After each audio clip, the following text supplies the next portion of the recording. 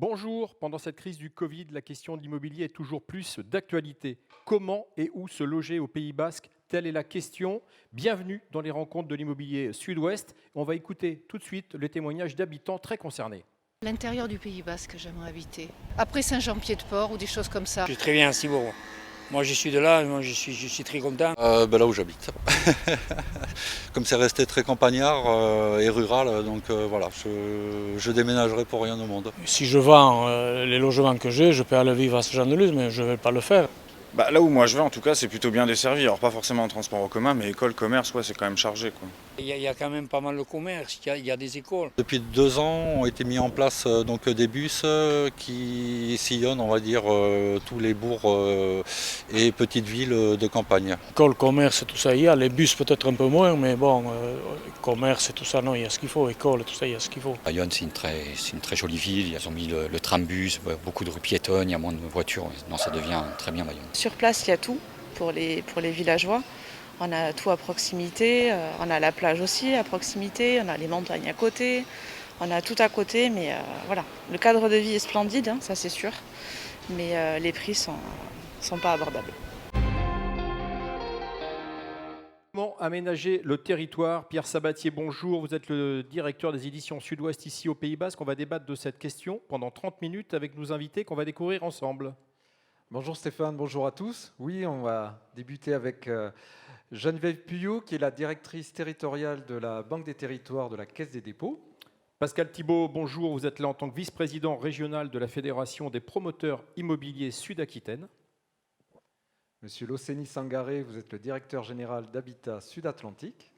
Et Jean-René Tchegaray, est-ce qu'on vous présente ici dans cette ville où nous tournons aujourd'hui, président de la communauté d'agglomération Pays Basque et aussi maire de Bayonne, évidemment. Première question, peut-être déjà pour répondre à ces interrogations qu'on a vues de ses concitoyens, Pierre. Oui, je vais la poser à Pascal Thibault, qui est un habitué de ces rendez-vous et donc promoteur immobilier. On parle souvent d'aménagement du territoire. Et est-ce que vous avez senti justement une évolution dans cet aménagement et est-ce que tout se passe comme il faut? Alors, tout se passe comme il faut, ce n'est pas forcément à moi de le dire. Quand on entend les témoignages, on constate quand même que l'accès à l'immobilier libre, privé, je vais parler pour ma part, est de plus en plus compliqué pour les locaux, actifs ou non, et de plus en plus compliqué pour les locaux. En termes d'aménagement, on s'aperçoit que sur ces dernières années, l'aménagement se faisait surtout sur la côte. Plus récemment, sur ce qu'on appelle la frange rétro-littorale, mais c'est quand même plus récent. Et que cet aménagement qui avait été induit, je pense, au départ par la loi Elan, c'est à densifier la côte. On a beaucoup construit de logements, il faut le reconnaître, en mixité sociale, que ce soit du logement social, du logement libre. Mais pour l'instant, on ne peut pas dire que les objectifs, je pense, de politique d'aménagement ont été atteints, puisqu'on a une pénurie criante de logements, ce qui paraît paradoxal au regard de ce qui a été construit, d'une part, et que les prix de l'immobilier, surtout en cette sortie de Covid, n'ont jamais été aussi élevés dans le neuf. Alors ça, on va y revenir. Loceni Sangaré, le bilan, il est impitoyable. J'ai l'impression que j'entends ça depuis 15 ans avec vous, on l'a de le dire, avec Pierre. Vous avez un regard différent. Vous dites, oui, on pourrait trouver du foncier. La difficulté, c'est justement d'y accéder. Et on a encore besoin, évidemment, de beaucoup de logements sociaux. Vous avez même donné des chiffres. Où est-ce que ça bloque ? Alors, où est-ce que ça bloque ? Je dirais tout d'abord, merci pour cette invitation. Le diagnostic, il est connu et partagé. On vient de l'entendre. Tout le monde s'accorde aujourd'hui pour dire que le territoire est attractif, avec des enjeux différents, que ce soit sur la côte ou le Pays Basque intérieur. On fera la part des choses tout à l'heure, mais c'est très intéressant déjà sur l'état des lieux. Voilà, donc je dirais que cet état des lieux est important pour pouvoir, je dirais, un peu rentrer dans le vif du sujet. Aujourd'hui, on s'accorde tous pour dire que nous avons la chance d'avoir encore du foncier sur le Pays Basque. Voilà. Contrairement au sud-est, il suffit tout simplement de se promener pour voir effectivement qu'il y a du foncier sur le Pays Basque. Ce qui bloque aujourd'hui, c'est l'accessibilité, je dirais, à ce foncier, la possibilité ou la capacité de mobiliser ce foncier. Et là, effectivement, on parlera également de stratégie foncière territoriale. Alors, particularité même chez les bailleurs sociaux, parce que ça surprend moins dans le privé, il y a concurrence, voire surenchérissement sur les terrain disponible. Est-ce que c'est un phénomène nouveau et comment ça se formule? Ben écoutez, c'est un phénomène nouveau parce que la concurrence, effectivement, elle existe chez les promoteurs privés. Et depuis peu de temps, nous avons, et c'est tout à fait normal, c'est lié à l'attractivité de ce territoire, nous avons de la concurrence extérieure, liée aussi à cette attractivité du territoire, avec des OLS, des organismes de logements sociaux qui s'implantent ici et qui sont effectivement dans une dynamique agressive. Donc, lorsque nous sommes sur du foncier, je dirais, public, la question ne se pose pas trop, mais lorsqu'il s'agit effectivement de foncier privé, là, on a des conséquences qui s'apprécient très rapidement sur les prix proposés. Madame Puyot, vous, c'est bien, vous avez des solutions et en plus, vous avez les financements pour les apporter. Si on prend deux exemples, hein, Action Cœur de Ville que vous portez et tout récemment Petite Ville de demain dont vous allez nous parler. Est-ce que vous pouvez nous dire justement qu'est-ce que l'État peut apporter pour loger les gens et notamment au Pays Basque? Et avant peut-être un peu de sémantique, deux opérations que vous connaissez bien, vous ici, journaliste et responsable de cette structure qui est effectivement très courtisée, peut-être les définir. Alors je vais y venir, si vous permettez. Oui. Peut-être en amont souligner l'évolution qu'il y a dans la tenue de ces débats en intégrant la Caisse des dépôts et la Banque des territoires. Je trouve que ça illustre d'une certaine manière le fait que vous intégriez le fait qu'il puisse y avoir un intervenant de l'amont et du global pour peut-être répondre à chacune des étapes de ce qui doit être fait pour pouvoir produire du logement, aménager le territoire dans toutes ses dimensions, l'habitat, la mobilité. Et c'est ce que la Banque des territoires est censée proposer au territoire. Et là, on a le meilleur des représentants du territoire dans lequel nous sommes aujourd'hui. Alors, pour notre intervention, différentes modalités. Le standard, le financement de 99% des prêts pour la construction et la réhabilitation du logement social grâce aux ressources du livret A. Ça aussi, c'est intéressant que tout un chacun sache, puisque c'est quand même une affaire très citoyenne celle-ci. Surtout en ce moment, on dit beaucoup que les Français remplissent les livrets A. C'est un indicateur de la confiance, sans doute. Et dans les modalités au-delà du standard de l'intervention de la Caisse des dépôts, évidemment, l'accompagnement de dispositifs publics volontaristes qui associent en l'espèce les collectivités locales et l'État, mais les partenaires locaux et nationaux, pour mettre ensemble toute une batterie d'actions au bénéfice d'un projet. Et donc là, c'est vraiment ce qui guide l'action, c'est-à-dire la définition d'un projet local, de telle sorte que nous puissions ensuite faire apporter les solutions sur tous les volets que j'ai déjà identifiés, mobilité, action cœur de ville pour ACV. 22 villes lauréates en France, 2 dans les Pyrénées-Atlantiques, Bayonne et Pau. Et ce dispositif semblerait avoir fait ses preuves dans le fait de pouvoir réunir un collectif au bénéfice du projet urbain pour que, depuis très peu, il soit décliné sur des villes de moins de 20 000 habitants. Donc c'est le dispositif Petite Ville de demain qui devrait, et on attend que les villes soient sélectionnées, qualifier une dizaine, une douzaine de communes dans le département, dont sans doute la moitié pour le Pays Basque. Très bien. Merci, Monsieur Etchegaray. On l'a vu dans les témoignages tout à l'heure du reportage, le Pays Basque, c'est trop cher, on ne peut pas se loger. Quelle solution vous pouvez apporter, vous qui êtes le président de l'agglomération et soucieux de l'urbanisme? Un ancien adjoint à l'urbanisme, d'ailleurs. Absolument. Comment peut-on faire dans ce Pays Basque, qui est l'objet d'une attractivité toujours plus soutenue de la part de la population, et notamment d'une population qui nous vient de l'extérieur et qui a parfaitement le droit de venir aussi s'installer au Pays Basque. Si nous n'avons pas des politiques publiques, on aboutit à une situation que l'on vit d'ailleurs actuellement, mais qui aurait pu être pire si on n'avait pas pris déjà des dispositions. Si on ne prend pas des dispositions particulières, eh bien, nous arriverons à constater qu'une partie de notre population ne peut plus se loger sur le Pays Basque, là où cette population est née, là où elle a grandi. C'est l'enjeu. Actuellement, c'est l'enjeu. C'est celui de la communauté d'agglomération Pays Basque qui a décidé de prendre pleinement la compétence en matière de logement, qui s'occupe aussi du foncier, qui bien évidemment met en œuvre un certain nombre de dispositifs pour venir en aide aux particuliers, mais également aux organismes publics, je pense aux bailleurs sociaux, pour faire en sorte qu'on puisse produire ici du logement adapté à ce que sont les moyens de la population, qui ne sont pas nécessairement les moyens des personnes qui nous rejoignent et qui viennent du nord de la France. Justement, M. Tchegaray, on va vous laisser la parole, mais juste une précision. On a entendu peut-être deux avis divergents. Déjà, on ne veut pas les opposer, mais c'est ça le débat avec Sud-Ouest. On entend pour certains que oui, il y a de la réserve foncière, il faut juste aller la chercher, et d'autres qui doutent. Qu'est-ce que répond l'élu et le responsable que vous êtes aujourd'hui? Est-ce qu'on a encore de la réserve foncière au Pays Basque? Alors écoutez, il y a de la réserve foncière au Pays Basque. Je serais tenté de vous dire, il ne faut pas trop le dire. C'est entre nous, alors expliquez-nous. Alors c'est difficile de pouvoir être sur un plateau comme celui-ci et ne pas faire dire les choses. Oui, nous avons encore de la réserve foncière, mais il faut surtout se souvenir de celle que nous avons déjà consommée, et d'une manière imprudente, jusque-là.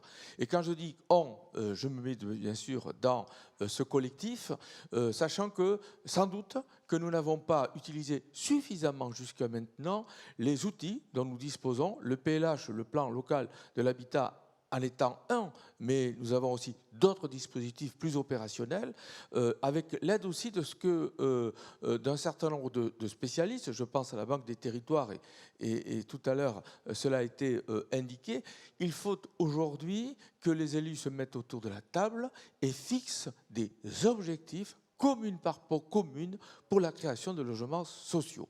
Et que ces communes soient dans l'obligation de produire des logements sociaux ou qu'elles ne soient pas, pour l'heure, dans cette obligation. Juste une question, justement. Nouveaux conseils municipaux, nouveaux maires. Est-ce que vous avez l'impression aujourd'hui que vous avez, dans votre assemblée qui est très large en plus sur ce Pays Basque, cette agglomération, des maires qui sont plus protecteurs que vous l'avez été vous-même? Et est-ce qu'on va avoir justement, pour les gens qui sont autour de cette table ronde, de plus en plus de difficultés à aller chercher de la réserve foncière sur des mairies où on nous dit non, ça y est, il y a assez de monde, on ne prend plus personne? Écoutez, la protection, je pense qu'elle vient beaucoup plus du haut que de la base. Je m'explique.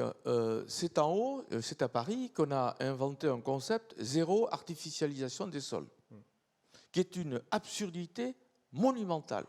Je l'ai dit et répété à l'occasion du SRADET, donc du schéma régional qui a été mis en place à l'échelle donc de la région Nouvelle-Aquitaine, où j'ai été plaidé que zéro n'était pas possible et que 50% était largement suffisant.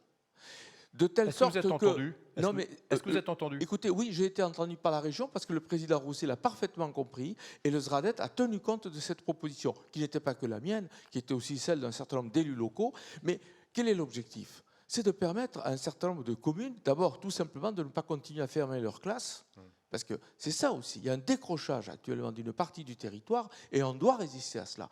Et nous avons des jeunes familles qui ont envie de s'installer à l'intérieur de nos terres, encore faut-il qu'il y ait des crèches, et nous avons la compétence sur les crèches à la communauté d'agglomération, donc on fait tout ce qu'il est possible de faire pour cela.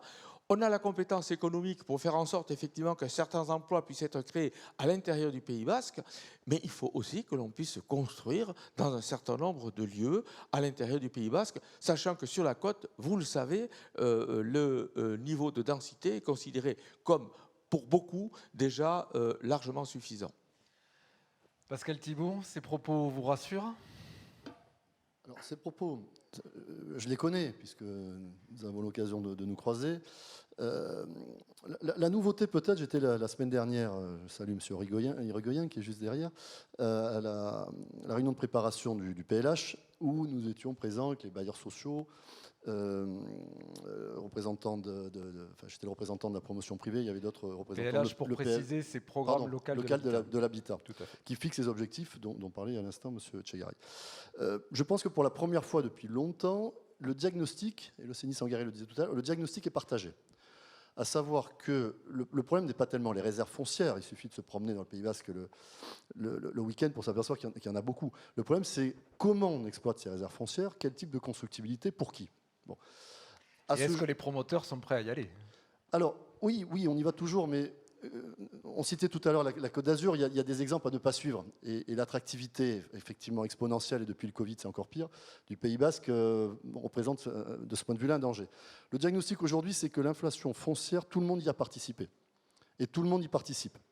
Les bailleurs sociaux depuis peu, les promoteurs privés depuis plus longtemps, mais pénurie de l'offre et augmentation de la concurrence ne peut entraîner que ce phénomène-là. Mais même, je me permets, certains élus locaux qui ont mis en vente des terrains publics et aux plus offrants. Donc aujourd'hui, quand on parle d'aménagement, c'est surtout quelles règles? Et je ne vais pas étonner M. Etchegaray parce que j'ai déjà tenu ces propos. Nous sommes demandeurs, promoteurs privés, d'aménagement, de règles et d'aménagement public. Or, aujourd'hui, c'est la question que je voudrais poser à M. Etchegaray, tous les outils sont à la possession aujourd'hui de la puissance publique. Tous les outils. Le PFL depuis une quinzaine d'années, la planification, le PLUI, etc. Et à ce jour, l'aménagement au Pays Basque, en dehors de Bayonne, effectivement, où il y a eu des zones, et il y a, je sais, de belles zones en préparation, l'aménagement est famélique. Et obligatoirement, laisse les réserves foncières on entend à la des mots merci de la durs, Monsieur le concurrence. Président. Voilà. Là, on entend famélique. Je voudrais juste un témoignage de Geneviève Pouillot. Vous avez eu une expérience à Rennes où on peut dire que c'est peut-être plus dans l'action que subi. J'essaye de résumer, peut-être en étant caricatural, et on va évidemment donner la parole tout de suite au président de l'Agglo. Mais racontez-nous peut-être cette expérience de Rennes qui va venir certainement illustrer les propos qu'on entend. Alors, Rennes est intimitant, puisque c'est une politique publique entamée il y a peut-être 30 ans, qui s'est assise sur une implication très très forte, très volontariste de la collectivité, à la fois dans la constitution de réserves foncières, et là je crois que c'est important de préciser ce dont on parle. L'existence de foncier, c'est une chose. Sa disponibilité pour un emploi qui correspond aux objectifs de loger à prix abordable la population locale en est une autre. Donc je crois que là, on arrive à un point où effectivement vous soulignez la disponibilité des outils, l'existence d'un EPFL, parmi les premiers dans l'histoire. Donc sans se comparer totalement à Rennes, qui pourrait être un modèle à suivre, mais dans ses limites, et puis on ne va pas rattraper 30 ans d'un claquement de doigts, je crois qu'il y a sans doute à engager la possibilité de faire des véritables réserves foncières, au sens où on a une disponibilité dans le temps, ça se constitue dans le temps aussi. On a pour cela des prêts à 15 ans avec des différés d'amortissement totaux qui permettent de pouvoir alléger la charge financière de ce portage foncier-là, mais qui permettent ensuite à l'outil dont c'est le rôle, notamment, entre autres, puisque c'est ouvert à plusieurs autres types de porteurs fonciers, de pouvoir constituer au fil des opportunités de la réserve foncière, de la constituer de façon à ce qu'elle soit cohérente dans sa liaison territoriale, de telle sorte qu'au moment où il y a un projet d'aménagement local, eh bien, celle-ci soit disponible pour pouvoir servir le projet de construction. Un bel exemple, M. Etchegaray, est-ce que le Pays Basque peut s'inspirer de la Bretagne? Ça devient compliqué. On ne parlait pas de culture, on parlait juste oui. Il y a pire comparaison que celle de cette région de France que nous aimons beaucoup aussi. La question de l'aménagement, enfin le sujet de l'aménagement a été abordé. Je crois qu'on ne peut plus faire de l'urbanisme au coup par coup. C'est terminé. Les opportunités du type il y a 6000 m², les promoteurs se disputent comme des chiens pour pouvoir obtenir l'acquisition de ces terrains et font monter les prix, bien évidemment, enfin pour monter les prix, les propriétaires font monter les prix, parce que dans cette affaire, il y a aussi des propriétaires. Pas oublier les propriétaires. Ouais. Des propriétaires qui, bien évidemment, vendent au plus offrant. La collectivité publique, vous dites tout à l'heure, vend au plus offrant, pas du tout. Nous, quand nous avons un terrain, et nous l'avons fait récemment à Bayonne, nous le vendons à notre bailleur social, qui s'appelle l'Habitat Sud-Atlantique. Le directeur général s'est exprimé tout à l'heure. Et on le fait aussi dans un objectif d'aménagement, avec bien évidemment des objectifs aussi de production de logements sociaux en accession ou en location. Ça, c'est dans le cahier des charges. Quand on laisse faire le privé tranquillement entre un propriétaire privé et puis un promoteur tout aussi privé, qu'est-ce qui se passe? Le vendeur vend le plus cher possible, et quant au promoteur, même si bien évidemment il est complètement pétri des objectifs du PLH, aura surtout quand même l'envie de faire la meilleure marge possible. Ou alors c'est pas un promoteur et il n'ira pas bien loin. Alors, donc, je crois qu'il faut que chacun reste dans son métier. Le promoteur fait du bon travail. Et d'ailleurs, nous avons, en dehors aussi des PLH, des discussions, Monsieur Thibault, souvent. Et avec des promoteurs, nous arrivons à trouver des prix de sortie qui sont tout à fait respectés. Donc, vous voyez, on peut avoir des opérations privées dans lesquelles l'intercession de la collectivité publique permet effectivement de voir à la sortie des prix de cession qui soient acceptables. Je les vérifie sur Bayonne, mais je constate malgré tout que ce sont les opérations d'aménagement qui nous permettront de sortir de l'ornière dans laquelle nous sommes. Parce que c'est une ornière. Et je vois un exemple que nous avons à Bayonne, dans le secteur du Prissé. C'est plusieurs hectares de terre que nous avons donc cédés à Habitat Sud-Atlantique avec des objectifs que je viens d'indiquer. On a fait la même chose à Boucau avec 160 logements qui sont aussi du locatif social et de l'accession sociale. Donc il faut que la collectivité publique intervienne là-dedans. Les élus sont ouverts à ça aussi. Je veux bien le dire ici. Je le rappelais ici. Le maire de Boucau n'a fait aucune difficulté. Il faut dire aussi qu'il y avait un certain retard dans la production de logements sociaux dans cette commune. C'est le cas aussi d'autres communes qui ont décidé de se lancer dans la production de logements. Mais ceci passe par des opérations d'aménagement. Je veux dire par là, il faut que la collectivité publique garde la main. Alors, qui sont les plus difficiles à convaincre? Ce sont les promoteurs ou les propriétaires? Alors, écoutez, les propriétaires sont quelquefois des électeurs. Les promoteurs aussi. plus souvent les propriétaires. Mais je dis ça, je suis dans une ville et le rapport est quand même un peu différent de celui qui peut être dans une commune où il n'est pas très aisé pour le maire de venir expliquer à un vendeur que son terrain vaut moins et que ça serait mieux de le vendre moins cher pour permettre effectivement l'accession à la propriété, quelquefois des habitants de sa propre commune. C'est quelque chose d'un peu compliqué. Bien, ce n'est pas son rôle et il n'a même pas le droit de le faire. Donc, je pense que nous avons, et M. Thibault l'a dit tout à l'heure, à fixer une règle du jeu. On n'a pas toujours été forcément aussi clair que ça sur la fixation de la règle du jeu. Parce que les promoteurs, je disais bien sûr qu'ils cherchent le meilleur profit possible, mais ils sont aujourd'hui raisonnables et ils savent bien qu'il faut produire des logements sociaux. Encore faut-il que notre règle soit claire, et il faut le dire, il faut le reconnaître, on n'a pas toujours été aussi clair que ça, et c'est la clarification de cette règle du jeu qui nous permettra d'avancer plus avant sur ce dossier crucial.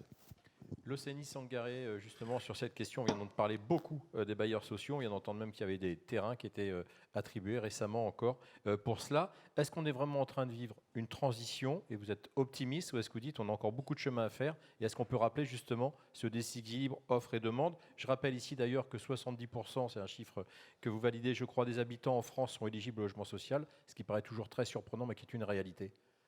Écoutez, je suis des naturels optimiste, donc j'entends les propos des uns et des autres.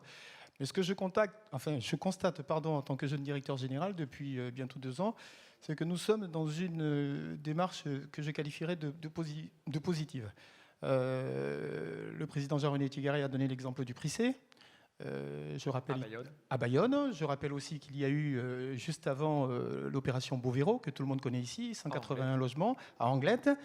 Ce qui est intéressant de dire, le président le disait également, l'action publique doit reprendre la main. Pourquoi l'action publique doit reprendre la main? Parce qu'on le constate, lorsque nous échangeons avec les collectivités en général, on met tout de suite de côté la considération financière. Et ça, c'est important. Voilà. C'est d'abord le projet en tant que tel qui intègre l'habitat, la question des déplacements, la question des services, parce qu'on n'en a pas parlé. C'est véritablement très important. On ne fait pas que de l'habitat. Quand on parle d'aménagement, il faut avoir, je dirais, une approche globale.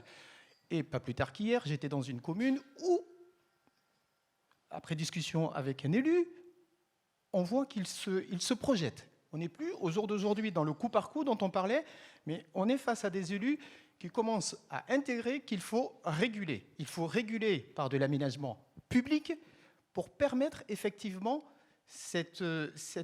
que le plus grand nombre puisse accéder et éviter, et ce que l'on connaît aujourd'hui, et ce que l'on a entendu tout à l'heure dans ce reportage, une forme d'exclusion purement et simplement. Donc, tout ça pour dire qu'il y a une marche en avant, et cette marche en avant, elle doit être poursuivie avec une agglo aujourd'hui qui assume sa responsabilité en tant que chef de file, et ça aussi c'est important, pour à la fois fixer les orientations et indiquer un cadre général commun à tous, au privé et au social.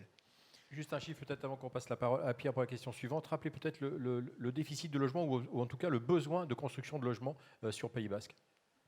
Écoutez, le besoin, il est fonction également de la demande. Hein, c'est très important. On n'a jamais autant construit. Donc, au jour d'aujourd'hui, il y a... C'est le paradoxe, justement. L'objectif idéal, c'est quoi aujourd'hui? On parlait de dizaines ou de 10 000 ou 15 000 logements. Écoutez, ce que je peux vous dire, c'est que le PLH, aujourd'hui, est dans une approche, je dirais, d'augmentation. Aujourd'hui, il est prévu dans le PLH 1200 logements par... Voilà. Pour l'ensemble du Pays Basque, alors évidemment il y a la cote, mais pour l'ensemble du Pays Basque, c'est 2600, 2700 logements par an qui est prévu. Nous en avons fait jusqu'à 3000 jusque-là. La question, c'est pas de faire plus de logements, c'est de faire des logements adaptés aux demandes de la population. Le vrai problème, il est là. Et c'est la raison pour laquelle que là où on faisait 30% de logements sociaux, on en fera 40, peut-être même 50, voire 60, voire davantage dans les communes qui ont un retard important en matière de production de logements sociaux. Donc aujourd'hui, le curseur, il est là. Ce n'est pas de construire plus, c'est de construire mieux, en tout cas de construire de telle façon à ce qu'on puisse permettre effectivement à la population de notre territoire de pouvoir s'installer. Quand je dis notre territoire, c'est-à-dire aux personnes qui ont le même niveau de revenus. Il ne s'agit pas forcément des personnes qui sont nées ici. Il n'y a rien d'exclusif dans la manière dont je présente les choses. On a bien compris. Mais la précision valait d'être dite. Allez-y. Sinon, je ne pourrais pas loger ici. Pascal, Thibault, justement, finalement, les promoteurs, ils construisent pour qui? Alors voilà, c'est la bonne question. Alors, de plus en plus, effectivement, pour une clientèle âgée, pour résumer, sur la côte, hein, parce qu'effectivement, le phénomène de pénurie est surtout criant sur la côte, pour l'instant, plus accessible sur le rétro-littoral, et c'est ce que disait d'ailleurs l'un des témoignages. Aujourd'hui, sur la côte, on va dire, en gros, pour résumer, un actif local de moins de 50 ans va avoir beaucoup de mal à acheter dans le neuf. Je ne parle pas de l'ancien, c'est moins ma spécialité, mais je pense que les difficultés sont un petit peu les mêmes. Quand je parle d'aménagement, je ne parle pas que de logement social. L'aménagement doit pouvoir se faire pour avoir une maîtrise du foncier, pour éviter ces surenchères qui atteignent des niveaux records, et permettre de libérer aussi des lots pour la promotion privée, à des conditions financières, économiques, qui nous permettent de vendre à des prix plafonnés. Alors, le constat que faisait Jean-René Tchegaray est réel, mais il se limite, je pense, que sur Bayonne. La situation est beaucoup moins positive sur le reste de la côte. Effectivement, Bayonne fait de l'aménagement. Bayonne permet, le PLU de Bayonne à ce jour, qui va se muter en PLUI. Vous dites vraiment ce que vous pensez, vous ne dites pas ça parce qu'il y a un seul élu sur ce plateau. Non, mais je l'ai déjà, mais c'est une réalité. Aujourd'hui, on peut faire de l'accession maîtrisée privée que à Bayonne. C'est le seul PLU qui le permet. Donc, cet exemple-là, à la rigueur, doit absolument émerger ruisseler sur le reste de la côte basque, parce que nous voulons recoller à notre clientèle historique, locale, sans parler du parcours résidentiel qui est complètement grippé de ce fait. Justement, on va aller tranquillement vers la conclusion. On aurait pu évidemment encore parler de cette différence littorale et intérieure et voir jusqu'où va aller se déplacer cette population qui a plus forcément, effectivement, on en parlait à l'instant, les moyens de s'installer. Vous êtes là tous les trois, avoir porté la parole de beaucoup d'interprofessions. On a la chance d'avoir le président de l'Agglo. Si vous deviez donner chacun un message qu'il devrait transmettre pour qu'on se retrouve ici dans 5 ans en fin de mandat avec, soyons naïfs et optimistes, comme l'était tout à l'heure le directeur, qu'est-ce qu'il faudrait que vous formuliez aujourd'hui? Chacun un vœu. Allez, on commence par vous. Je dirais que c'est un message d'espoir dans le sens où on a un constat qui est partagé, une volonté de faire qui s'exprime fortement et des outils multiples à disposition. Je dirais qu'il n'y a plus qu'à et servez-vous de nous. Très bien. À vous pour les promoteurs immobiliers. Oui, je dirais que les politiques publiques s'appliquent. Voilà. C'est-à-dire que les outils sont, je pense, qu'il manque certaines fois la volonté. Et je vais dire quand même plus haut, servez-vous aussi de nous. C'est-à-dire la concertation, je pense, pourra être très utile pour les années à venir.